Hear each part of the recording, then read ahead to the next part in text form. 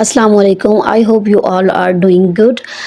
हम ninth class के science group का chapter number 1 matrices and determinants के अंदर एक्सरसाइज 1.5 जिसमें हमें दो मैट्रिसेस दिए हुए हैं और हमने वेरीफाई करना है कि ये तीनों जो वैल्यूज़ उसने दी हुई हैं ये तीनों बराबर हैं या नहीं। तो हम क्या करेंगे कि हम 1 बाय 1 तीनों के आंसर्स लेके आएंगे और एंड पर चेक करेंगे कि ये तीनों के आंसर्स एक दूसरे के साथ मैच करते हैं या नहीं। अब मैंने सबसे पहले a इंटू एडजॉइंट ए निकाला। अब मुझे ए तो मेरे पास मौजूद है, मुझे एडजॉइंट ए निकालना है। एडजॉइंट ए के लिए मुझे 1 और 6 की पोजीशंस को मैंने चेंज कर दिया और 2 और 6 के मैंने सिंबल्स को चेंज कर दिया। वो पॉजिटिव थे तो मैंने इनको नेगेटिव कर दिया।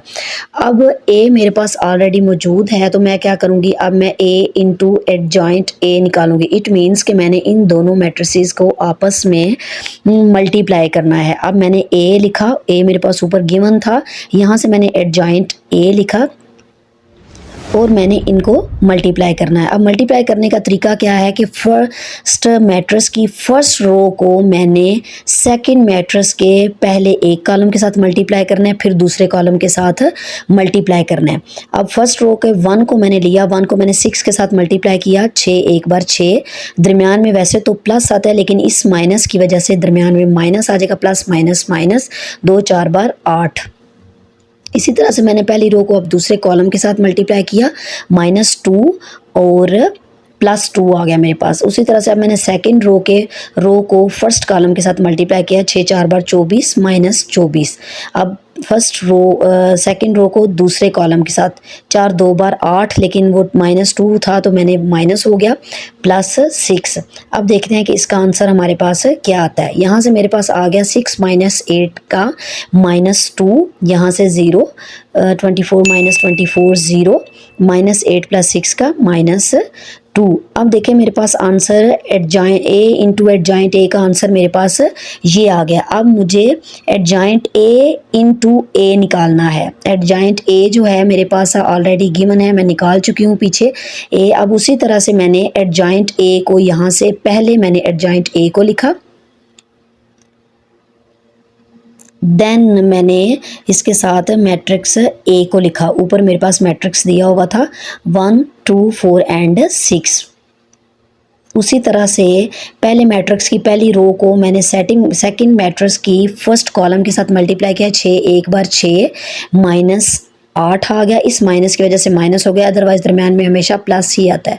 6 2 बार 12 और 6 6 बार 6 2 बार 12, 12 - 12 मेरे पास आ गया, -4 और +4 यहाँ पे मेरे पास आ गया।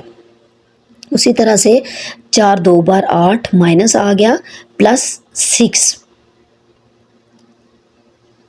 अब देखते हैं कि मेरे पास यहाँ से आंसर क्या आया। 6 - 8 जो है मेरे पास -2, 12 - 12 0, -4 + 4 0। उसी तरह से अब आप देख सकते हैं कि पहली जो दो वैल्यूज़ थी उनके आंसर्स मेरे पास बिल्कुल सेम है। अब मैं क्या करती हूँ कि मैं डिटर्मिनेंट ए इंटू आई, ये जो आई है, आई मीन्स आइडेंटिटी मैट्रिक्स, उसको लिखना है। अब मैंने आंसर को एक साइड पर लिख लिया है ताकि मुझे याद रहे, बोर्ड पे इतनी जगह नहीं रही।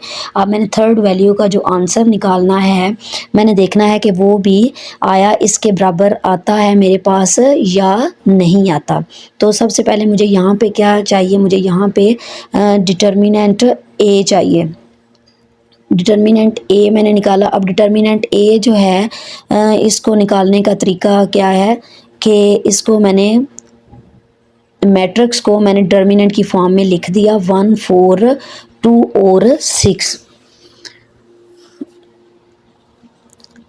अब मैंने इनको क्रॉस मल्टीप्लाई करना होता है और दरमियान में माइनस आ जाता है, तो यहाँ पे मेरे पास आंसर आ गया है -2।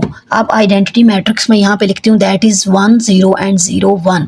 अब ये दोनों चीज़ें मेरे पास आ गई हैं तो मुझे यहाँ पे इनका प्रोडक्ट चाहिए था। मुझे इनको मल्टीप्लाई करना है, तो मैं इनको किस तरीके से मल्टीप्लाई करूँगी। डिटर्मिनेंट ए के आंसर को मैं पहले लिख लेती हूँ, साथ आइडेंटिटी मैट्रिक्स को मैंने लिख लिया है।